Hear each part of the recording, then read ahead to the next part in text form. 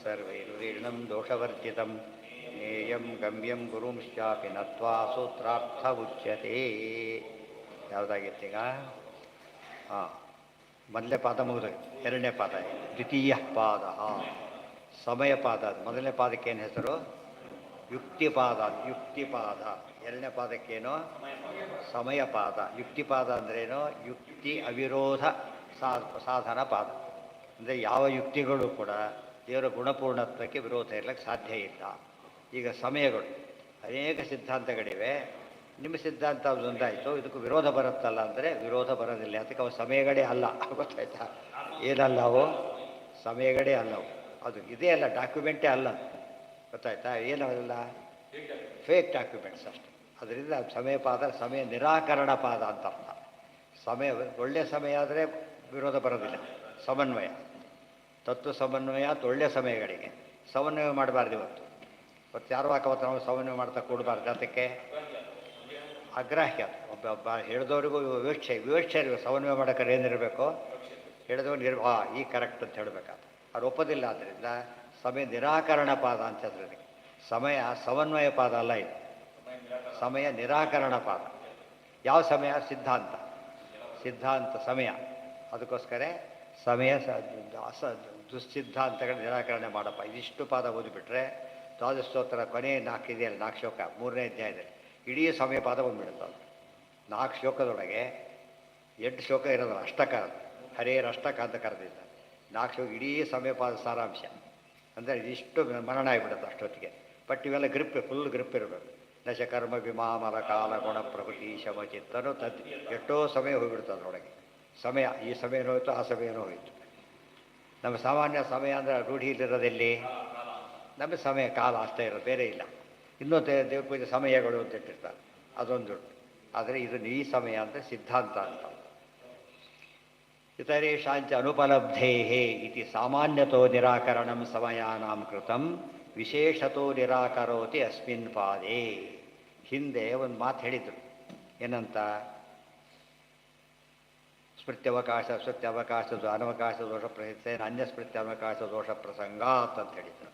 ಏನು ದೋಷ ಹೇಳಿದರು ಅಂದರೆ ಏತೇಷಾಂ ಅನುಪಲಬ್ಧೇ ಇತರೇಷಾಂ ಅನುಪಲಬ್ಧೇ. ಭಾಳ ಇಂಪಾರ್ಟೆಂಟ್. ನಮ್ಮ ಸಮಯಕ್ಕೂ ಟೆಸ್ಟ್ ಮಾಡಬೇಕಪ್ಪ ನಾವೀಗ. ನಮ್ಮ ಸಿದ್ಧಾಂತ ಅವ್ರ ಸಿದ್ಧಾಂತ ಟೆಸ್ಟ್ ಮಾಡಬೇಕು. ಟೆಸ್ಟ್ ಮಾಡಿದ್ರೆ ಏನು ಮಾಡಬೇಕೀಗ? ಇಬ್ಬರು ಒಂದು ಮಾತು ಹೇಳಿದ್ದಾರೆ, ವೆರಿಫೈ ಮಾಡಿದ್ರು. ಅವ್ರು ಹೇಳಿದ್ದು ಇದೆಯೋ ಇಲ್ಲೋ ಅಂತ ನೋಡಬೇಕಾದ್ರೆ. ಅಲ್ಲಿ 5 ಹಣ್ಣು ಇಟ್ಟಿದ್ದಾರೆ ಅಂತ ಹೇಳಿದ. ಊಟ ಕೂತ ಹಾಗೆ ಮಾಡ್ತಾರೆ. ಅಲ್ಲಿ ಭಾಳ ದೊಡ್ಡ ಪಂಕ್ತಿ ಪುರುಷ ಶುರು ಮಾಡಿದ್ದಾರೆ ಅಂತ ಎದ್ದು ಬಿಡ್ತಾರೆ, ಕಾರ್ ಕೂತು ಬಿಡ್ತಾರೆ. ಯಾಕೆ ಅಂತ ಅಂದರೆ ಎಬ್ಬಿಸ್ಲಕ್ಕೋಸ್ಕರ ಅಷ್ಟೇ. ಅವರು ಎದ್ದು ಅಂತ ಹಾಸ್ಕೊಂಡು ಕೂತ್ಕೊಂಡ್ಬಿಡ್ತಾರೆ ಸೀರೆ. ಅವ್ರು ಬಂದರೆ ಹೀಗೆ ಮಾಡ್ತಾರೆ. ಇದು ಮೋಸ ಇದೆ. ಗೊತ್ತಾಯ್ತಾ? ಇನ್ನೊಬ್ರು ಹೇಳಿದ್ರು ಬಡಿಸ್ತಾರೆ ಅಂತೇಳಿ ನೋಡಿದರೆ ನಿಜವಾಗ್ಲೂ ಬಡಿಸ್ತಾ ಇದ್ದಾರೆ. ಅದೇನದು? ಅದು ಉಪಲಬ್ಧಿ. ಉಪಲಬ್ಧಿ ಅಂದ್ರೇನು? ಹೇಳಿದಂತೆ ಇದೆ ಅಂತ ಅರ್ಥ.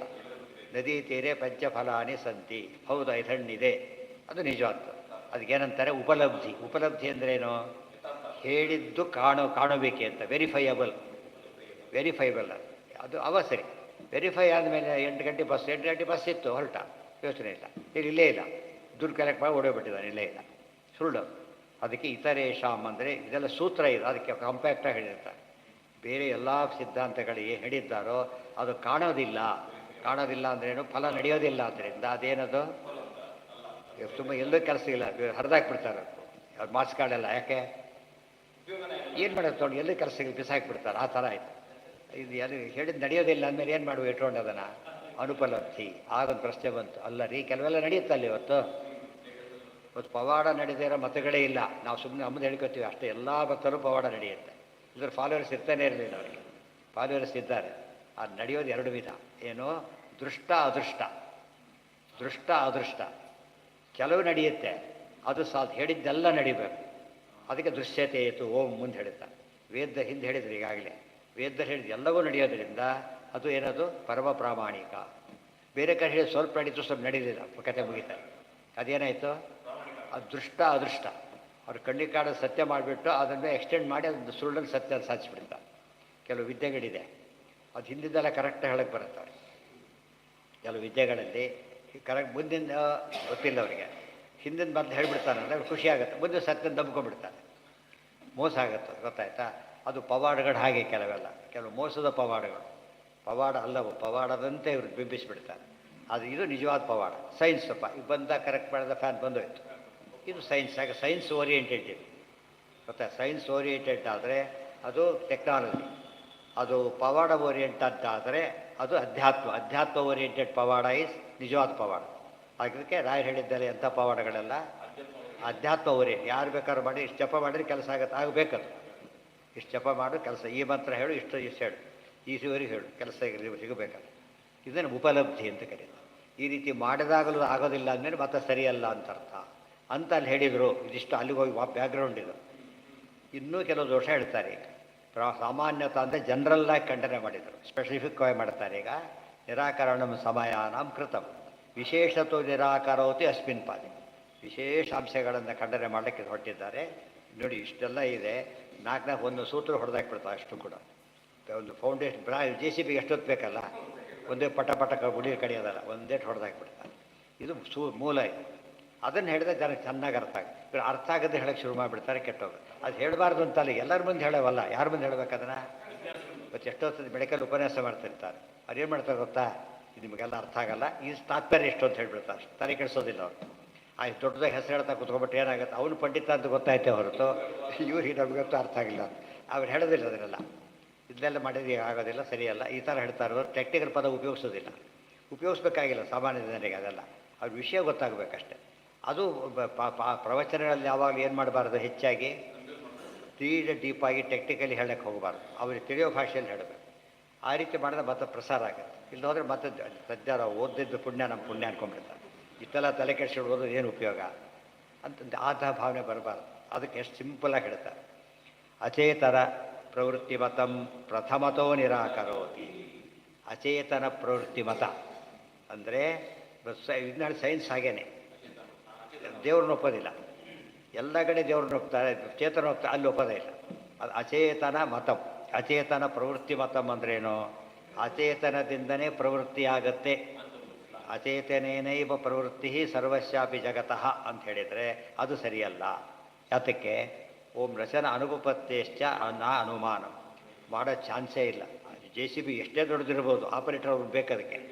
ಇವ್ರು ಏನಾಗುತ್ತದು, ಅವನ್ನೇ ಹೊಡೆದಾಕಿ ಬಿಡ್ಬೇಕಾರೆ. ಬಿದ್ದರೂ ಸ್ವಲ್ಪ ಹೋಗ್ಬಿಡ್ತಾನೆ. ಯಾರು ಇರ್ಬೇಕು ಅದಕ್ಕೆ? ಒಬ್ರು ಇರಬೇಕು. ಆಗ ಏನಾಗುತ್ತೆ, ಫಸ್ಟಲ್ಲಿ ಡ್ರೈವರ್ ಕೂತಾಗ ಏನಾದ್ರು ನಿಶ್ಚಿಂತ, ಯಾರು ಇಲ್ಲ ಅಂತ ಕಷ್ಟ ಹೇಳಿದ್ರು, ಡ್ರೈವರ್ ಇಲ್ಲ ಹೋಗ್ಲಿಕ್ಕೆ ಶುರು ಆಯ್ತು, ಯಾರು ಕೊಡೋದಿಲ್ಲ. ಡ್ರೈವರ್ ಬಸ್ ಸ್ಟಾರ್ಟ್ ಆದ ತಕ್ಷಣ ಬದಲು ಇಡೀ ಕಾಂಪಿಟೇಷನ್ ಶುರು ಮಾಡ್ತಾರೆ. ಎಲ್ಲೋಗುತ್ತೆ ಯಾರಿಗೂ ಗೊತ್ತದು, ಗೊತ್ತಾಯ್ತಾ? ಅದಕ್ಕೆ ಯಾರು ಚೇತನಾಧೀನ್ಯವನ್ನು ಒಪ್ಪಿಲ್ಲ, ಚೇತನಾಧೀನ್ಯದಲ್ಲಿ ಪ್ರವೃತ್ತಿ ನಡೀತಿದೆ ಯಾರು ಒಪ್ಪಿಲ್ಲ, ಅವರೆಲ್ಲ ಏನು ಮಾಡ್ತಾರೆ, ತಪ್ಪು ಹೇಳ್ತಾರೆ. ಯಾಕೆ? ಅಚೇತನ ಹೇಗೆ ಕೆಲಸ ಮಾಡೋದು ಸಾಧ್ಯ? ಇವತ್ತು ನವಗ್ರಹ ಇವರು ಬರೀ ಜ್ಯೋತಿಷ್ಯ ಫೇಲ್ ಆಗೋದು ಅದಕ್ಕೆ. ಈ ಗ್ರಹ ಹೀಗೆ, ಆ ಗ್ರಹ ಅಂತ. ಗ್ರಹ ಅಷ್ಟೇ, ದೇವರನ್ನೇ ಒಪ್ಪಿಲ್ಲ ಅವರು, ದೇವತೆಗಳನ್ನೇ ಒಪ್ಪಿಲ್ಲ. ಗ್ರಹ ಕೆಲಸ ಮಾಡುತ್ತಾ? ಸಾಧ್ಯ. ರಚನ ಅನುಪಪತ್ತಿ ಅಂದ್ರೇನು? ಆ ಕೆಲಸ ಮಾಡೋದಕ್ಕೆ ಸಾಧ್ಯ ಇಲ್ಲ. ಅದರಿಂದಾಗಿಯೇ ಅಚೇತನಕ್ಕೆ ಆ ಪಥ ಒಪ್ಲಕ್ಕೆ ಸಾಧ್ಯ ಇಲ್ಲ. ನ ಅನುಮಾನಂ. ಅನುಮಾನಂ ಅಂದ್ರೇನು? ಅನುಮಾನ ಪರಿಕಲ್ಪಿತವಾದ ಪ್ರಕೃತಿ, ನೇಚರ್. ಇವತ್ತು ವಿಜ್ಞಾನದ ಕಾನ್ಸೆಪ್ಟ್ ಅದೇ ಉಳ್ಕೊಂಡ್ರು. ಸಾಂಖ್ಯರ ಪಥನೇ ಒಂದಿಷ್ಟು ವಿಜ್ಞಾನ ಫಾರ್ಮ್, ಫುಲ್ ಸಾಂಖ್ಯ ಅಲ್ಲ, ರಿಸಂಬ್ಲೆನ್ಸ್. ಅಚೇತನಸ್ಯ ಸ್ವತಃ ಪ್ರವೃತ್ತಿ ಅನುಪಪತ್ತೇ ನಾನುಮಾನ ಪರಿಕಲ್ಪಿತಂ ಪ್ರಧಾನಂ ಜಗತ್ಕರ್ತೃ. ಅಚೇತನ ಪ್ರವೃತ್ತಿ ಎಂಬುದು ಎಂದೂ ಸಾಧ್ಯ ಇಲ್ಲ. ಅದರಿಂದಾಗಿಯೇ ಇವರೇ ಸಾಂಖ್ಯರೇ ಅಂದರೆ ಪ್ರಕೃತಿವಾದಿಗಳು. ಪ್ರಕೃತಿವಾದಿಗಳು ಅಂದರೆ ಏನು? ಪ್ರಕೃತಿ does everything, nature does everything, ಏನು ಯಾರು ಬೇಕಿಲ್ಲ ಅಂತ ಹೇಳ್ತಾರೆ. ಸರಿಯಲ್ಲ. ಚಶಬ್ದೇನ ಪ್ರಮಾಣಾಭಾವಂ ದರ್ಶೆಯಿದೆ. ಚ ಶಬ್ದದಿಂದ ಅದು ಇನ್ನೂ ಬೇಕಾಷ್ಟು ಪ್ರಮಾಣಗಳಿವೆ, ತಿಳ್ಕೊಳ್ಳಿ ಅಂತ. ಚ ತು ಇಷ್ಟಲ್ಲೇ ಏನು ಹೇಳ್ತಾರೆ, ಹೊಸ ಹೊಸ ವಿಷಯ ಸೇರಿಸ್ತಾರೆ. ಅದನ್ನೆಲ್ಲ ಡೀಟೇಲ್ಸ್ ನೋಡ್ಕೋಬೇಕು ಅಂತ ಹೇಳಿದ್ರು. ಕೊಡಲಿಕ್ಕೆ ಭಾಷೆ ಬರಬೇಕು, ಭಾಷ್ಯದ ಕೆಲಸ ಅದು. ಚಶಬ್ದೇನ ಪ್ರಮಾಣಾಭಾವಂ ದರ್ಶಯತಿ. ಅಲ್ಲಪ್ಪ ನಾವು ಮಾಡ್ತೀವ್ರಿ ಅಂತ ಹೇಳ್ತಾರೆ, ಪ್ರಮಾಣ ತೋರ್ಸಾಗಿ. ಒಂದು ಜಡ ಪದಾರ್ಥ ಕೆಲಸ ಮಾಡೋದು ತೋರಿಸು ಅಂತ ಹೇಳ್ತಾರೆ. ಇಲ್ಲಿ ಅನ್ವ್ಯಾಖ್ಯಾನದಲ್ಲಿ ಬರೀತಾರೆ. ಹೇಳಬೇಕಾದ್ರೆ ಒಂದು ಅಕ್ಕಿ ಕಾಳು ಹೋಗ್ತಾ ಇದೆ, ನೋಡಿದ್ಯಾ? ಹೋಗ್ತಾ ಇಲ್ಲ ಅಂತ ಕೇಳ್ತಾರೆ. ಹತ್ರ ಹೋಗಿ ನೋಡು ಏನಾಗಿದೆ ಅಲ್ಲಿ. ನೇಯ ತತ್ರ ಪಿಪೀಲಿಕಾ ಇವರಿಗೂ ಹೊತ್ಕೊಂಡು ಹೋಗ್ತಾ ಇದೆ, ಗೊತ್ತಾಯ್ತಾ? ಇದು ಖಂಡ. ದೂರದಿಂದ ನಮಗೇನು ಅನಿಸುತ್ತೆ, ಇವು ಇರುವೆ ಕಂಡಾಗೆ ಕಾಣ್ತಾರೆ ಸೂರ್ಯಚಂದ್ರ ನಮಗೆ. ಸೂರ್ಯ ತಾನೇ ಮೂವ್ ಆಗ್ತಾನೆ, ಚಂದ್ರ ತಾನೇ ಅಲ್ಲ. ಯಾಕೆ? ಸೂರ್ಯ ದೇವತೆ ಒಬ್ಬ ಇದ್ದಾನೆ, ಗೊತ್ತಾಯ್ತಾ? ಆತ ಮಾಡ್ತಾನೆ. ಬಸ್ ತಾನೇ ಹೋಗೋದಿಲ್ಲ, ಡ್ರೈವರ್ ಇರ್ತಾನೆ. ಬಸ್ ನೋಡಿ ಡ್ರೈವರ್ ಇದ್ದಾನೆ ತಿಳ್ಕೊತಾನೆ, ಪ್ಲೇನ್ ನೋಡಿ ಪ್ಲೈನೆಟ್ ತಿಳ್ಕೊತಾನೆ. ಈ ಜಗತ್ತು ನೋಡಿ ದೇವರಿಲ್ಲ ಅಂತ ತಿಳ್ಕೊಂಡ್ಬಿಡ್ತಾನೆ. ಅದು ಹೇಗೆ ಸಾಧ್ಯ? ಅತಿ ಸಣ್ಣ ವಸ್ತು ಮೂವ್ ಆಗಲಿಕ್ಕೆ ಒಬ್ಬ ಚೇತನ ಬೇಕು ಅಂದರೆ ದೊಡ್ಡ ವಸ್ತು ಮೂವ್ ಆಗಕ್ಕೆ ಒಂದು ಸಣ್ಣ ಸೇರ್ ಅಂತ ಒಬ್ಬರು ಬೇಕಾದ್ರೆ ದೊಡ್ಡ ಇಬ್ಬರು ಬೇಕಾಗ್ತದೆ, ಇನ್ನೂ ದೊಡ್ಡ 100 ಜನ ಬೇಕಾಗ್ತದೆ. ಹಾಂ, ಅಯಸ್ಕಾಂತ ಕೂಡ ಅಷ್ಟೇ. ಏನಿದೆ ಇಲ್ಲಿ ಅದು ಆಚಾರ ಕೊಟ್ಟಾಯಿತು, ಮೊದಲದಲ್ಲೇ ಬಂತಾಗಲೇ. ಇಲ್ಲಿ ಶಾಸ್ತ್ರಯುಕ್ತ ಅಂತ ಹೇಳ್ಬೇಕಾದ್ರೆ ಹೇಳಿದ್ದಾರೆ. ಅಯಸ್ಕಾಂತಲ್ಲಿ ಕೂಡ ಏನಿದೆ, ಅದಕ್ಕೂ ಕೂಡ ಶಕ್ತಿ ಲಿಮಿಟೇಷನ್ ಇದೆ. ಎಲ್ಲ ಎಳೆಯೋದಿಲ್ಲ ಅದು. ಮ್ಯಾಗ್ನೆಟಿಕ್ ಎಲಿಮೆಂಟ್ ಮಾತ್ರ ಎಳೆಯುತ್ತೆ, ಬೇರೆ ಎಳೆಯೋದು ಬರೋದಿಲ್ಲ ಅದಕ್ಕೆ. ಅಂದರೆ ಏನು, ಶಕ್ತಿ ಒಂದಿದೆ, ಶಕ್ತಿ ಇದೆ, ಇಟ್ಟವರು ಒಬ್ಬನಿರಬೇಕು ಅಂತ ಅರ್ಥ. ನಿಯಂತ್ರಣ ಒಬ್ಬನಿರಬೇಕು. ಅದಕ್ಕೇನೆ ಶಕ್ತಿ ನಿಯಾಮಕ ಇದ್ದಾರೆ, ಅವನು ಭಗವಂತ. ಗೊತ್ತಾಯ್ತಾ? ಬಿಟ್ಟು ಸ್ಟೇರಿಂಗ್ ಇದೆ, ಸ್ಟೇರಿಂಗ್ ಇರ್ಬೋದು. ಸ್ಟೇರಿಂಗ್ ತಿರ್ಸೋಕೆ ಒಬ್ಬನು ಬೇಕಲ್ಲ. ಸ್ಟೇರಿಂಗೇ ಇಲ್ಲ, ತಿರ್ಸೋದು ನಿಂತು ಬಂತು, ಸಾಧ್ಯ ಇಲ್ಲ. ಸ್ಟೇರಿಂಗ್ ಇದೆ, ತಿರ್ಸೋನು ಬೇಕು. ಡ್ರೈವರ್ ಇದ್ದಾನೆ, ಅವ್ನಿಗೇನು ಬೇಕು, ಬ್ರೇಕಿಗೆಲ್ಲ ಸರಿ ಇರಬೇಕು. ಏನು ಮಾಡೋಕ್ಕೆ ಬರೋದಿಲ್ಲ. ಹ್ಞೂ, ಸಿದ್ಧ ಎರಡೂ ಸ್ಪಷ್ಟ. ಚೇತನಸ್ಯ ಸ್ವತಃ ಪ್ರವೃತ್ತಿ ದರ್ಶನಾಚ್ಛ. ಹಾಗಿದ್ದರೆ ನೀವು ತೋರಿಸ್ತೀರಾ ಅಂತ ಕೇಳಿದೆ. ನೀವು ತೋರಿಸ್ತೀರಾ? ನಾವೇನು ತೋರಿಸ್ಬೇಕೀಗ? ಪ್ರವೃತ್ತಿ ಇದೆ ಅಂತೇಳಿ. ನೋಡಪ್ಪ, ನೀನೇ ಸಾಕ್ಷಿ, ನಿನ್ನಿಂದಲೇ ಶುರುವಾಗಿ ಪ್ರವೃತ್ತಿ ಬೇಕಾಷ್ಟು ದೃಷ್ಟಾಂತ ಇದೆ. ಆದ್ದರಿಂದ ಪ್ರವೃತ್ತೇಶ್ಚ ಓಂ ಚೇತನಸ್ಯ ಸ್ವತಃ ಪ್ರವೃತ್ತಿ ದರ್ಶನಾಚ್ಛ. ಚೇತನಕ್ಕೆ ಸ್ವತಃ ಪ್ರವೃತ್ತಿ ಇದೆ. ಮುನ್ಮತಕಾರ ಪೂರ್ತಿ ಸ್ವತಃ ಪ್ರವೃತ್ತಿ ಪರಮಾತ್ಮನಿಗೆ. ಅವ್ರು ಇಷ್ಟು ಒಪ್ಪಿಸ್ಬೇಕಾದ್ರೆ ಅಷ್ಟು ಸಾಕು. ಈಗ ಇಲ್ಲಿ ಪ್ರಸಂಗ ಇರಬೇಕೀಗ, ಇಷ್ಟು ಸಾಕು. ಬಸ್ಸಿಗೆ ಬಾಧಕರು ದೇವ್ರ ಅನುಗ್ರಹದಿಂದ ಬರ್ತೀನಿ ಅಂತ, ಇವ್ರು ಬಾತಿರ್ತೀರ ದೇವ್ರಿಗೆ ಅಪ್ಲೈ ಮಾಡೋದು, ದೇವ್ರ ಅನುಗ್ರಹ ಮಾಡ್ತೀನಿ ಅಂತ. ಆಮೇಲೆ ಮಾಡಕ್ಕೆ ಹೋಗ್ಬೇಕು, ದೇವ್ರ ಅನುಗ್ರಹ ಮಾಡ್ತೀನಿ ಅಂತ ತಲೆ ಕೆಟ್ಟೋಗ್ಬಿಡ್ತೀವಿ. ದೇವರು ಅಂತ ಅಲ್ಲೆಲ್ಲ ದೇವ್ರ ಹೆಸರು ಉಪಯೋಗಿಸ್ಬಾರ್ದು. ಅಂಡರ್ಸ್ಟುಡ್ ಅವರು, ಅಂಡರ್ಸ್ಟುಡ್ ಇಲ್ಲ ಅಂತಲ್ಲ. ಬಟ್ ಏನು ಮಾಡಬಾರ್ದು ಅದನ್ನು, ನಾಳೆ ಯಾರು ಕಾರ್ಯಕ್ಕೆ ಬರೋದು ದೇವ್ರಿಗೆ ಅನುಗ್ರಹ ಮಾಡಿದ್ರೆ ಬರ್ತೀನಿ ಅಂತ. ಇವ್ನು ಹೇಗೆ ನಂಬೇಕು, ನಾವೀಗ ದೇವ್ರ ಅನುಗ್ರಹ ಮಾಡಿ ಬರೋದಿಲ್ಲ ಅಂತ ಆಯಿತು. ಮತ್ತು ಯಾವಾಗ ಗೊತ್ತಾಗಬೇಕು ನಮಗೆ ದೇವ್ರ ಅನುಗ್ರಹ ಮಾಡಿದ್ದು? ಬಂದ ಮೇಲೆ ಗೊತ್ತಾಗಬೇಕಷ್ಟೆ. ಹಾಗಲ್ಲ, ಅದು ಯಾವಾಗಲೂ ಮನಸ್ಸಿನೊಳಗೆ ಇರಬೇಕು. ಅವ್ರದ್ದು ಏನು ಹೇಳಬಾರ್ದು, ಹಾಗೆಲ್ಲ ಹೇಳಿ. ಕೆಲವರು ಇರ್ತಾರೆ ಎಲ್ಲ ದೇವ್ರ ಮೇಲೆ ಅಂತ ಹೇಳಿದ್ರೆ ಕೈ ಕೊಟ್ಟಿರ್ತಾರೆ. ಈ ಕಡೆ ದೇವ್ರು ಹೇಳ್ತಾ ಕೈ ಕೊಟ್ಬಿಡ್ತಾರೆ. ಅದು ಮೋಸ. ಬಾಯಲ್ಲಿ ದೇವ್ರ ಬಗ್ಗೆ ಹೇಳಬೇಕಾದ್ದು ಮುಖ್ಯ ಅಲ್ಲ. ಎಲ್ಲಿರ್ಬೇಕದು, ಮನಸ್ಸಲ್ಲಿರಬೇಕು. ಇದರ ತಪ್ಪಾಗತ್ತೆ. ಬಾಯಲ್ಲಿ ಭಾರಿ ಉಪಯೋಗಿಸೋರು ಒಳಗೆ ಬೀಳಿ ಇರೋದಿಲ್ಲ ಅಂತ ಅರ್ಥ. ಎಂಟಿ ವೆಸಲ್ಸ್ ಮೇಕ್ ಗೋಡ್ ಸೌಂಡ್ ಅಂತಾರಲ್ಲ, ಹಾಗೆ ಅದನ್ನು ಒಳ್ಳೆ ಕೆಲವು ಗಾದೆ ಮಾತೆಲ್ಲ ತಾತ್ವಿಕವಾಗಿ ಸತ್ಯ ಆಗಿರುತ್ತೆ. ಗೊತ್ತಾಯ್ತಾ? ಅರೆ ಬೇರೆ ಜ್ಞಾನ ಇದ್ದವನು ಏನು ಮಾಡ್ತಾನೆ, ಭಾರಿ ಮಾತಾಡ್ತಾನೆ ಅಂತ. ಸುಮ್ಮನೆ ಕೂತಿರ್ತಾನೆ ತಿಳಿದವನು. ಎಲ್ಲ ಒಂದು ಸ್ಟೋಕಲ್ಲಿ ಮುಗಿಸ್ಬಿಡ್ತಾರೆ ಕಥೆನ, ಒಂದೇ ಮಾತೊಳಗೆ. ಸುಳ್ಳು ಹೇಳ್ತಾರೆ, ವಿದ್ವಳಿಯ ಪ್ರಮಾಣ ಇದೆ ಅಂದರೆ ಬೋದು. ಇದು ಸೂತ್ರಕಾರ ಲಕ್ಷಣ. ಅತಿ ಕಡಿಮೆ ಮಾತೇನೆ ಹೇಳೋದಕ್ಕೆ ಸೂತ್ರ, ಅತಿ ಕಡಿಮೆ ಮಾತನ್ನು ಹೇಳಬೇಕು ಸೂತ್ರ. ಗೊತ್ತಾಯ್ತಾ? ಸ್ವಲ್ಪ ಹೆಚ್ಚು ಮಾಡಿದರೆ ಭಾಷ್ಯ, ಇನ್ನು ಹೆಚ್ಚು ಮಾಡಿದರೆ ಟೀಕಾ, ಇನ್ನು ಹೆಚ್ಚು ಮಾಡಿದರೆ ಟಿಪ್ಪಣಿ, ಆಮೇಲೆ ಅದರ ಅನುವಾದ. ಬಿಟ್ಟರೆ ಅನುವಾದ ಹರಟೆ ಆಗಿಬಿಡುತ್ತೆ. ಎಲ್ಲ ಬೇಸ್ ಕಳ್ಕೊಂಡ್ಬಿಟ್ರೆ ಹೋಗಿದ್ದಾರೆ. ಪಯೋ ಅಂಬುವದ ಆಗ ಒಂದು ಪ್ರಶ್ನೆ ಬಂತು, ವೆರಿ ಇಂಟ್ರೆಸ್ಟಿಂಗ್ ಅದು. ನಾನು ತೋರಿಸ್ತೀನಿ ಅಂತ ಹೇಳಿದ್ರು. ತೋರಿಸ್ತೀನಿ, ಗೊತ್ತಾ? ಎಲ್ಲಿ ತೋರಿಸ್ತೀನಿ? ನೀರು ತಾನಾಗಿ ಹರಿತಾ ಇದೆ, ನೀರು ತಾನಾಗಿ ಹರಿತಾ ಇದೆ. ಹಾಲು ಮೊಸರಾಗುತ್ತೆ. ಗೊತ್ತಾಯ್ತಾ? ನೋಡಿದ್ರಾ? ನೀವು ಬೇಕು ಅಂತ ಹೇಳಿದ್ರೆ ಕೊಟ್ಟಾಯ್ತಲ್ಲ. ಈಗ ಇಲ್ಲಿ ದೇವರಿಲ್ಲ ಅನ್ನಿ ಅಂತ ಹೇಳ್ತಾರೆ. ಅನ್ನೋದಿಲ್ಲ. ಪಯಃ ಅಂಬುವತ್, ಪಯೋವತ್ ಅಂಬುವತ್, ಪಯೋಂಬುವತ್. ಪಯತ್ ಅಂದರೆ ಹಾಲು, ಮೊಸರಾಗುವಿಕೆ, ನೀರು ಹರಿಯುವಿಕೆ. ಅದಕ್ಕೆ ಹೇಳ್ತಾರೆ ಪಯೋಂಬುವತ್ ಚೇತರಸ್ಯ ಪ್ರವೃತ್ತಿ ನಾಯುಕ್ತಂ. ಯಾತಕ್ಕೆ? ಅಲ್ಲಿ ನಿನಗೆ ಅದು ನೀರು ಯಾರು ಇಲ್ಲದೆ ಹರಿಯುತ್ತೆ ಅಂತ ಹೇಳಬೇಡ, ಮೊಸರು ಹಾಗೆ ಮೊಸರಾಗುತ್ತೆ ಅಂತ ಹೇಳಬೇಡ. ಅದು ಮಾಡೋ ನಿಮಗೆ ಕಣ್ಣಿಗೆ ಕಾಣೋದಿಲ್ಲವೇ ಹೊರತು ಇದ್ದಾನಲ್ಲಿ. ಗೊತ್ತಾಯ್ತಾ? ಕಣ್ಣಿಗೆ ಕಾಣೋದಿಲ್ಲ. ಇಲ್ಲಿ ಪೈಲಟ್ ಕಾಣಿಸ್ತಾನೆ, ನಮಗೆ ಕಾಣಿಸೋದಿಲ್ಲ. ಕೆಲವೆಲ್ಲ ಮಿಸೈಲ್ ಸೆಟ್ ಮಾಡಿರ್ತಾರೆ, ಒಳಗೇನಿರಲ್ಲ ಅದರಲ್ಲಿ, ಅಲ್ಲಿಂದ ಕಂಟ್ರೋಲ್ ಮಾಡಿರ್ತಾರೆ. ಅಲ್ಲಿ ಅದು ಮಿಸೈಲ್ ಯಾರೂ ಕೂತಿರಲ್ಲ. ಗೊತ್ತಾಯ್ತಿಲ್ಲ? ಕೂತ್ರೆ ಅವನು ಹೊತ್ತೋಗ್ಬಿಡ್ತಾನೆ ಅಷ್ಟೇ. ಮಿಸೈಲಲ್ಲಿ ಕೊಡೋದಿಲ್ಲ. ಈ ಕಲ್ಲು ಎಸಿತಾನೆ, ಕಲ್ಲೆಸಿಲೇ ಕೋಪ ಬೇಕು, ಕಲ್ಲೆಸಿಲೇ ಕೋಪ ನಾವು ಹೇಳ್ತಿರೋದೀಗ. ಕಲ್ಲೊಳಗೆ ಕೂತಿರೋದು ಆ ದೇವರ ವಿಷಯ, ಅದು ವಿಚಾರ ಬೇರೆ. ಅವ್ರಿಗೆ ಹೇಳ್ಬೇಕಾದ್ರೆ ಇಷ್ಟು ಸಾಕಿರಬೇಕು, ದೇವ್ರ ವಿಷಯ ತೊಗೋಬೇಕಾಗಿಲ್ಲ. ಚೇತನದಿಂದ ಪ್ರವೃತ್ತಿ ಆಗುತ್ತೆ. ಮಕ್ಕಳಿಗೆ ಪಾಠ ಹೇಳಬೇಕಿದೆ. ಗೊತ್ತಾಯ್ತಾ? ಅದೇ ಆಗುತ್ತೆ. ತೋರಿಸ ಆಗ ಎಲ್ದಾಗತ್ತೆ ತೋರಿಸೀಗ. ಆಗ ದೇವ್ರನ್ನ ಒಪ್ಪಿಸ್ಬೋದು. ಬ್ರಹ್ಮಸೂತ್ರ ಭಾಷ್ಯ ಪಾಠ ಹೇಳಬೇಕಾಗಿಲ್ಲ, ಆ ಕಂಟೆಂಟ್ ಇರಬೇಕು ತಲೆಯೊಳಗೆ. ಆ ಕಂಟೆಂಟ್ ಇದ್ದರೆ ನಾನು ತೋರಿಸಿಲ್ಲ, ನಮ್ಮ ಎಷ್ಟು ಹೇಳ್ತಾ ಅವ್ರಿಗೆ ಬುದ್ಧಿ ಇದೆ ಕರ್ಕೊಂಬ ಆಗಿದ್ದರೆ ಆಗ ಮಕ್ಕಳಿಗೆ ಅರ್ಥ ಆಗುತ್ತೆ. ದೇವರಿದ್ದಾನೆ ಅಂತೇಳಿ ಕಂಡವ್ರ ಮುಂದೆ ಹೇಳಬೇಕಾಗಿಲ್ಲ, ಉಪನ್ಯಾಸ ಮಾಡಬೇಕಾಗಿಲ್ಲ, ಮಕ್ಕಳ ಮುಂದೆ ಮಾಡಿದರೆ ಸಾಕು. ನೂರು ನಾಸ್ತಿಕ್ಕೆ ಪೂರ್ತಿ ಇರೋದು ಎಲ್ಲಿ ಗೊತ್ತೇನೋ, ಮನೆಯೊಳಗೆ ಇರೋದು. ಹೊರಗೆ ಸ್ವಲ್ಪ ರೂಲ್ಸ್ ಅಂತ ಕಾನ್ಸೆಪ್ಟ್ ಮನೆಯೊಳಗೆ ರೂಲ್ಸೇ ಇಲ್ಲ. ಮತ್ತು ಏನೂ ರೂಲ್ಸ್ ಇಲ್ಲದ ಜಾಗನ ಮನೆ. ಯಾವಾಗ ಬೇಕಾದ್ರೆ ಹೇಳ್ಬೋದು, ಏನು ಬೇಕಾದ್ರೂ ತಿನ್ಬೋದು, ಏನು ಬೇಕಾದ್ರೂ ಮಾಡ್ಬೋದು. ಹೊರಗೆ ಆಗಲ್ಲ ಮಾಡಿದ್ರೆ ಒದ್ದೋಡಿಸ್ತಾನೆ. ಗೊತ್ತಾಯ್ತಿಲ್ಲ? ಹಾಗೆಲ್ಲ ಮಾಡೋಕ್ಕೆ ಬರೋದಿಲ್ಲ. ಮನೆ ಬಿಟ್ಟರೆ ಕಾನೂನು ಗೊತ್ತಾಗ್ತದೆ, ಮನೆಯೊಳಗಿದ್ರೆ ಕಾನೂನು ಗೊತ್ತಾಗೋದಿಲ್ಲ. ಅದೇ ರೀತಿ ಸ್ವಲ್ಪ ನಾವು ಯೋಚನೆ ಮಾಡಿದರೆ ಶಾಸ್ತ್ರ ಹೇಳಕ್ಕೆ ಬರ್ತದೆ. ನಾವು ಟೂ ಮಚ್ ಮಾಡೋಕ್ಕೆ ಅವನೇನು ತರ್ಕ ಏನು ಅರ್ಥ ಆಗುತ್ತೆ, ಪಾಪ ಹುಡುಗನಿಗೆಲ್ಲ ಅರ್ಥ ಆಗುತ್ತೆ ಅದು. ಅವನೊಬ್ಬ ಭಾಷೆಯಲ್ಲಿ ಹೇಳಬೇಕು. ನೀನು ಏನು ಗೊತ್ತಿದೆಯಪ್ಪ ಹೇಳು. ಅದು ಪುಸ್ತಕ ಕೊಡು ಅಂತಾರೆ. ಅಮ್ಮ ಬಡಿಸು ಅಂತಾರೆ. ನೀನೇ ಅದೇ ಆಗುತ್ತೆ ಬಟ್ ನೀನೇ ಬಡಿಸು. ಅಡುಗೆನೇ ಇಲ್ಲ ಅದೇ ಆಗುತ್ತೆ ಬಿಡು. ಏನಂತ ಆಗೋದಿಲ್ಲ. ಆಗ ದೇವರು ಒಪ್ಪಿ ಅಂತ ಹೇಳು. ಅದು ಮಾಡಿ ಪ್ರಾಕ್ಟಿಕಲಿ ಮಾಡಿ ತೋರಿಸ್ಬೇಕು. ಆಗ ಅವ್ರಿಗೆ ಖಂಡಿತ ಅರ್ಥ. ನೀವು ಮಾತಿನಿಂದ ತಿಳಿಸೋದಲ್ಲ, ಅವನ ಪರಿಭಾಷೆಯಲ್ಲೇ ಹೇಳಬೇಕು. ಅದನ್ನೇ ಹೇಳ್ತಾರೆ. ಈಗ ಅದೇನಿದೆ ಆಧಾರ ಈಗ ಅಲ್ಲ, ನಾನು ಹೇಳ್ತೀನಿ ಅಂತ ನೀನು ಹೇಳ್ತೀವಿ. ವೇದ ಹೇಳ್ತಾ ಇದೆ ಏನಂತ, ಅದು ಮಾಡಿಸೋನಿದ್ದಾನೆ ಅಂತ ಹೇಳ್ತಾ ಇದೆ. ಏನಂತ ಹೇಳ್ತಾ ಇದೆ ನೋಡಿ.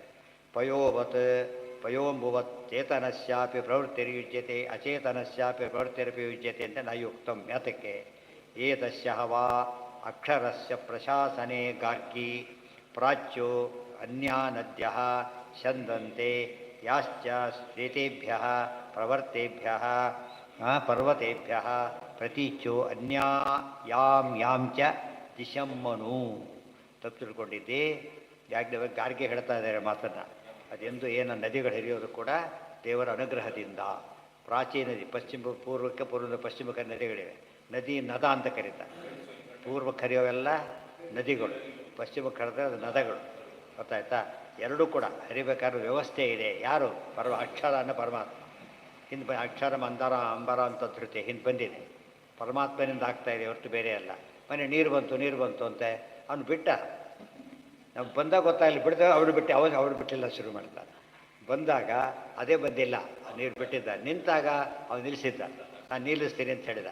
ಏನು ಮಾಡಿದೆ? ನಿಲ್ಲಿಸ್ಲಾಕೋತೆ ಇದೆಲ್ಲ ಹೊಡಿಬೇಡ, ಅವ್ರಿಗೆ ಫೋನ್ ಮಾಡಿ ನಿಲ್ಲಿಸಿಬಿಡ್ತಾರೆ ಅಷ್ಟೇ. ನೀರು ಬಿಡು ಅಂಥೇಳಿ ಇದು ಮಾಡಿದರೆ ಬರೋದಿಲ್ಲ. ಏನು ಬರುತ್ತೆ? ಅಲ್ಲಿಂದ ಫೋನ್ ಮಾಡ್ತಾ ಅಷ್ಟೇ. ನೋಡಿ, ಫೋನ್ ಮಾಡ್ತಿರಲ್ಲ, ದೇವತೆ ಪ್ರಾರ್ಥನೆ ಮಾಡ್ತಾನೆ, ಮಳೆ ಬರುತ್ತೆ ಅಷ್ಟೆ. ಪ್ರಾರ್ಥನೆ ಮಾಡೋದು ಅಂದರೆ ಫೋನ್ ಅಂದರೆ ಪ್ರಾರ್ಥನೆ ಮಾಡಿದಾಗ ಅಷ್ಟೆ. ಬರಲಿಲ್ಲ. ಅನ್ನ ಹಾಕು ಅಂತ ಕೇಳಿದ್ರೆ ಹಾಕಿದರು. ನೋಡಿದೆ ಹಾಕಿದ್ದು ಕೆಲಸ ಏನಾಯ್ತು? ಈಗ ಅನ್ನ ಅವದೇ ಬಂದು ಬೀಳಲಿಲ್ಲ, ಅವ್ರು ತಂದು ಹಾಕಿದರು. ಇಲ್ಲಿ ಇವನು ಹೇಳ್ತಾನೆ, ಅದು ತಂದು ಹಾಕ್ತಾನೆ. ಅದು ಮನೆಗಳಲ್ಲಿ ಪ್ರವಚನ ಆಗಬೇಕು. ಅದಕ್ಕೆ ಹೇಳಬೇಕಾದ್ರೆ ಶಾಸ್ತ್ರ ಹೇಳಿದಂತ ಹೇಳಿತು, ಸ್ವಾಧ್ಯಾಯ ಪ್ರವಚನ ಅಭ್ಯಾಮ್ ನ ಪ್ರವಚಿತವೆ. ಅಲ್ಲಿ ಪ್ರವಚನ ಮಾಡಬೇಕು ಅಂತಾರೆ. ಪ್ರವಚನದ ಹಾಲೆಲ್ಲಿ ಸಿಗುತ್ತೆ? ಯಾರು ಏರ್ಪಾಡು ಮಾಡ್ತಾರೆ ಅದಕ್ಕೆ? ಅದೇ ಮನೆಯೇ ಪ್ರವಚನದ ಹಾಲು. ಗೊತ್ತಾಯ್ತಾ? ಶ್ರೋತೃಗಳು ಮಕ್ಕಳು, ಹೆಂಡತಿ ಮಕ್ಕಳೇ ಶ್ರೋತೃಗಳು. ಗೊತ್ತಾಯ್ತಾ? ಆಗ ನಮಗೆ ಅರ್ಥ ಆಗುತ್ತೆ. ಅದಕ್ಕೆ ಪ್ರವಚನ ಅಂತ ಹೆಸರೇ ಹೊರತು ಗಂಟೆಗಟ್ಟಲೆ ಬಡಿಬೇಕು ಅಂತ ಅರ್ಥ ಅಲ್ಲ. ಒಂದು ಮೊನ್ನೆ ಮಾತು ಹೇಳಿದ, ಅದು ಪ್ರವಚನ. ಪ್ರವಚನ. ಅಂದರೆ ಶ್ರೇಷ್ಠ. ಪ್ರಕೃಷ್ಟಂ ವಚನಂ ಪ್ರವಚನಂ ಅಷ್ಟೇ. ಇದನ್ನೆಲ್ಲ ಫಾಲೋ ಮಾಡಿದರೆ ಮನೆ 5 ವರ್ಷ ಸುಳ್ಳು ಹೇಳಿದಾಗ ಆಗ್ತಿರ್ತಿದ್ದಾರೆ. ಪ್ರವಚನ ಮಾಡಿ ಯಾರು ಪ್ರವಚನ ಮಾಡ್ತಾರೆ? ಎಲ್ಲೇ ಇಲ್ಲ ಅಂತೇಳಿ ಬೇಡ ಪುಸ್ತಕ ತೊಗೊಂಡು ಬಾ, ಬೈಕ್ ಸರಿ ಮಾಡಿ ಇರಲೇ ಆಗುತ್ತೆ ಹೊರತು ಪ್ರವಚನ ಇರೋದಿಲ್ಲ. ಅದಲ್ಲ. ಪ್ರವಚನ ಏಕವಚನ ಉಪಯೋಗ. ಒಂದು ಮಾತು ಪ್ರವಚನನೇ. ಒಂದು ಮಾತು ಹೋಗಬೇಡ ಪ್ರವಚನ, ಮಾಡು ಪ್ರವಚನ ಅಷ್ಟು. ಸಂಧ್ಯಾವಂದನೆ ಮಾಡು ಪ್ರವಚನ ಮುಗಿತಾರೆ, ಮಾಡು. ಇದೆಲ್ಲ ಅರ್ಥ ಮಾಡಿಕೊಂಡ್ರೆ ಈಗ ಎಲ್ಲರೂ ಪ್ರವಚನ ಮಾಡ್ಬೋದು. ಈಗ ಪ್ರತಿಯೊಬ್ಬನೂ ಕೂಡ ಏನಂತ, ಪೊಲೀಸ್ ಪ್ರವಚನ ನಿಲ್ಲಿಸು ಅಷ್ಟೇ ಮುಗಿದೋಯ್ತು. ಅವ್ನು ಹೇಳಲಿಲ್ಲ, ಅವನೇ ಕೈ ತೋರಿಸಲಿಲ್ಲ, ಅವ್ನು ಹೇಳಲಿಲ್ಲ ಅಂತ. ಕೈ ತೋರಿಸಲಿಲ್ಲ ಅಂತ ಹೇಳೋದಿಲ್ಲ. ಕೈ ತೋರಿಸೋದು ಹೇಳೋ ರೀತಿ ಅದು ಅಷ್ಟೇ. ಹೌದು ಹೌದು. ಕಾಡ್ಗಿತ್ತು ಯಾರು ಹೇಳಿದ್ರೆ? ಕಾಡ್ಗಿತ್ತು ಒಂದಕ್ಕೊಂದು ಘರ್ಷಣೆ ಆಗುತ್ತೆ. ಬಿಸಿರಿರುತ್ತಲ್ಲ, ಅವಾಗ ಬರುತ್ತೆ. ಫ್ರಿಕ್ಷನ್ ಆಗಿ ಬೆಂಕಿ ಆಗ್ತದೆ. ಸೈನ್ಸ್ ಎಂದೋ ಹೇಳಿ ಆಗಿದೆ. ಜಡ ಗಾಳಿ ಬೀಸಿದೆ, ಅದಕ್ಕೆ ಒಬ್ಬನಿದ್ದಾನೆ, ಅದಕ್ಕೆ ಗಾಳಿ ಇದ್ದಾನೆ. ಇವತ್ತು ಫ್ಯಾನ್ ಬಂತು, ಫ್ಯಾನ್ ಹಾಕೋ ಅಂತ ಹೇಳ್ತಾನೆ. ಅದೇ ತಿರ್ಲಿಕ್ಕೆ ಶುರು ಮಾಡಿದ್ರೆ ಯಾರು ಹಾಕಿರ್ತಾರೆ ಫ್ಯಾನ್ನ? ಇದಕ್ಕೆ ಚಳಿಗಾಲ ಹಾಕೊಂಡು ಗೋಯ್ದು ಒದ್ದಾಡ್ಬಿಡ್ತಿದ್ದ. ಇದಕ್ಕೆ ನಿಂತೋಗ್ಬಿಟ್ರೆ ಇಲ್ಲ, ಒಂದು ಆಪ್ರೇಟ್ ಮಾಡೋದು ಬೇಕೊಬ್ಬ. ಏನು ತೋರಿಸ್ತೀರಿ ಹಿಂದೇನಿದೆ ಅಲ್ಲಿ? ಆಟೋಮೆಟಿಕ್ ಅಂತಾರೆ. ಆಟೋಮೆಟಿಕ್ ಮಾಡಿದವನು ಒಬ್ಬರಿದ್ದಾನೆ, ಆಟೋಮೆಟಿಕ್ ವ್ಯವಸ್ಥೆ ಮಾಡಿದವನು ಒಬ್ಬರಿದ್ದಾನೆ. ಬರೀ ಆಟೋಮೆಟಿಕ್ ಇಲ್ಲ. ನಮ್ಮ ಮಟ್ಟಿಗಲ್ಲ, ಎಲ್ಲರ ಮಟ್ಟಿಗೆ ಇರೋದು ಹಾಗೆ. ಛೇ ಇದು ವೆರಿಫೈಯಬಲ್. ವೇದ ಹೇಳಿತ್ತು ನಮಗೆ ನೀರು ಬಿಡೋದು ವೆರಿಫೈಯಬಲ್ ಆಗಲಿಲ್ಲ. ಈಗ ನೀವು ನೀರು ಬಿಟ್ಟರೆ ಒಬ್ಬರ ನೋಡಿದ್ದೀರ? ಹೋಗ್ಬಿಟ್ಟು ಯಾರ ನೋಡಿದ್ದೀವ? ಅವ್ರದ್ದೇ ಹಾಕ್ತೀವಿ, ಏನು ಹಾಕಿ ನೋಡಿದ್ದೀವ? ಏನು ನೋಡಿಲ್ಲ. ನಮಗೇನು ಗೊತ್ತೀಗ? ಅವನು ಹೇಳ್ತಾನೆ ನೀರಿಲ್ಲ ಅಂತ. ಅವನಂತಾನೆ ಈಗ ನೀರು ಬಿಡೋಕ್ಕೆ ಇಲ್ಲೇ ಇಲ್ಲ ಅಂತಾನೆ.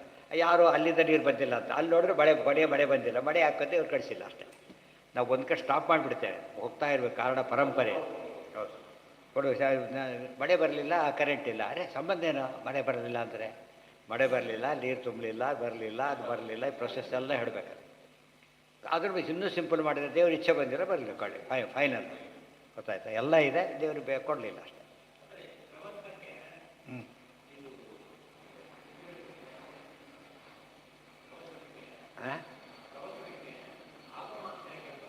ಏನ ಆಗಮ ಆಗಮನೇ ಹೌದು, ಯಾಕೆ ಹೇಳಬಾರ್ದಲ್ಲ, ಆಗಮನೇ ಅದು ಹೌದು. ಆಗಮನ ಹೇಳೋದಕ್ಕೆ ಪ್ರವಚನ ಮಾಧ್ಯಮ ಅಷ್ಟೇ, ಅದು ಮಾಧ್ಯಮ, ಬೇರೆ ಏನಲ್ಲ. ಎಲ್ಲರ ಮುಂದೆ ಹೇಳಬೇಕು. ಒಂದು ಸರ್ತಿ ಯಾರು ಹೇಳ್ತಿರ್ತಾರೆ, ನಾ ಏನೋ ಒಬ್ಬರು ಹೇಳಿದ್ರೆ ಹೀಗೆ ಮಾಡೋದು ಮಾಡಿಬಿಟ್ಟೆ, ಒಂದು ಮಾತು ಹೇಳಿದ್ರೆ ಹೀಗೆ ಮಾಡು ಅಂತ ಮಾಡಿಬಿಟ್ಟೆ, ಇವತ್ತು ನೋಡಿ ಎಷ್ಟು ಬಂದು ಒಂದು ಮಾತು ಅಷ್ಟೇ ಹೇಳಿದ್ದು ಅವರು ಅಪ್ಲೈ ಇದಕ್ಕೆ ಮಾಡೋದು ಇಷ್ಟೇ ಹೇಳಿದ್ದು ಏನಿಲ್ಲ. ಮಾಡ್ದ ದೊಡ್ಡ ಕೆಲಸ ಸಿಕ್ತು, ಮೆರೆದು ಬಿಟ್ಟೆ. ಅವನಿಗೆ ಒಂದು ಮಾತು ಹೇಳದೆ ಹೋಗಿದ್ದರು, ಅವನಿಗೆ ಕೇಳದೆ ಹೋಗಿದ್ದು ಏನಾಗ್ತಿತ್ತು, ಮಿಸ್ ಆಗಿ ಒಂದು ಮಾತು ಅಷ್ಟೇ, ದೊಡ್ಡ ಪುಟಗಟ್ಟಲೆ ಬರೋದಿಲ್ಲ ಅವನು. ಹೋಗಬೇಡ ಒಂದು ಮಾತು ಹೇಳಿದ, ಹೋಗಲಿಲ್ಲ, ಒಳ್ಳೆ ಕೆಲಸ ಆಯಿತು, ಅದು ಏನಾಯಿತು, ಹೋದ್ರೆ ಭಾಳ ತೊಂದರೆ ಆಗಿದೆ. ಅರ್ಥ ಆಯ್ತಾ? ಇದಕ್ಕೆ ಆಗಮ ಈ ಅರ್ಥದಲ್ಲಿ ತಿಳಿಸ್ತದೆ. ಇವತ್ತು ದೇವರು ದೊಡ್ಡವನು, ಶಾಸ್ತ್ರ ಮುಗಿದೋಯ್ತು ಅಷ್ಟೇ. ಹರಿರೇವ ಪರಹ ಪ್ರವಚನ ಆಯ್ತಾನೆ, ಅದು ಎಕ್ಸ್ಪ್ಲೇನ್ ಮಾಡಬೇಕು, ದಟ್ ಈಸ್ ಇಂಪಾರ್ಟೆಂಟ್. ಅವ್ರ ಲೆವೆಲ್ಗೆ ತಕ್ಕಂತೆ ಎಲ್ಲರಿಗೂ ಒಂದೇ ರೀತಿ ಎಕ್ಸ್ಪ್ಲೇಷನ್ ಕೊಡಬಾರ್ದು. ಯಾಕೆ ಅವ್ರ ಲೆವೆಲ್ ಗೊತ್ತಿರೋಲ್ಲ ನಮಗೆ, ಅವ್ರ ಲೆವೆಲ್ ಪ್ರಕಾರ ಮಾತಾಡಬೇಕು. ಏನ ನಮ್ಮಲ್ಲಿ ಹೇಳ್ತಿರೋದು ಕೆಲವು ಕಾರಿ ಬೆರಿಬಾರದಂತೇನೇ ಇಲ್ಲ, ಬಟ್ ಹರಿಬೇಕಾದ್ರೆ ಒಂದು ವ್ಯವಸ್ಥೆ ಇರ್ತದೆ. ಬೆಟ್ಟ ಇರುತ್ತೆ, ಮಧ್ಯೆ ಎಲ್ಲ ಬೆಟ್ಟಗಳು ಬಂದಾಗ ಇಲ್ಲಿ ಈ ಕಡೆ ಆ ಕಡೆ ದಾರಿ ಹೋಗ್ಬೇಕಷ್ಟೆ. ಬೆಟ್ಟಗಳು ಹೀಗಿದ್ರೆ ಏನಾಗ್ತಿತ್ತು, ಉಲ್ಟಾ ಪಲ್ಟ ಆಗ್ತಿತ್ತು ಅಷ್ಟೆ. ಸಾಮಾನ್ಯ ಸೈಜ್ ಯಾವ ರೀತಿ ಮಾಡಿದ್ದಾರೆ ಅಂದರೆ ಈ ರೀತಿ ವ್ಯವಸ್ಥೆ ಮಾಡಿದ್ದಾರೆ ದೇವರು. ಮೇಲಿಂದ ಕೆಳಗೆ ಹರಿಯುತ್ತೆ ಅಂತ ಹೇಳ್ತೀವಲ್ಲ ಹಾಗೆ, ಮೇಲಿಂದ ಕೆಳಗೆ ಹರಿಯುತ್ತೆ ಅಂದರೆ ಬೆಟ್ಟದಿಂದ ನೀರು ಬರುತ್ತೆ ಅಂದರೆ ಒಂದೇ.